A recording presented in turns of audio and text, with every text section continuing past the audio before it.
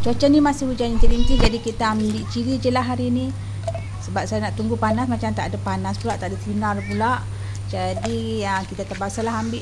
Tak apalah, hujan rintik je, masih okey je kalau nak ambil cili, pergi kebun. Tapi nak berkebun, cabut rumput tu susah sikit lah kalau hujan rintik ni. Saya jenis geli, saya geli tengok ulat-ulat yang merayap tu. Jadi kalau masa hujan ni dia suka keluar. Jadi saya kalau hujan rintis macam ni, walaupun boleh berkebun, saya ni takut lah. Geli, bukan takut.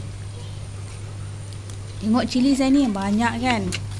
Dia sangat banyak. Sekarang dalam peti saya pun dah penuh. Sebab sekarang saya pun dah limitkan masa untuk tuai cili ni hanya 2 hari sekali. Sebab saya dah tak ada tempat nak simpan.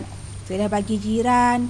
Jiran-jiran pun rasanya masih banyak lagi cili kat dalam peti yang tak habis makan. Tak semua orang suka makan cili. Jadi macam itulah. Saya pun dah tahu nak buat apa dengan cili ni. Ni ada banyak lagi. Ni cili padi. Cili padi saya ada 3 pokok. Ni saya tak tanam. Ni pun dia tumbuh sendiri.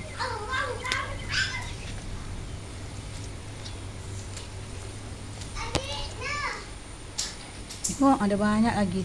Sampai dia jatuh-jatuh ke bawah macam ni. Tengok. Sebab saya tak kutip, dia jadi banyak. Okey, ini hasilnya.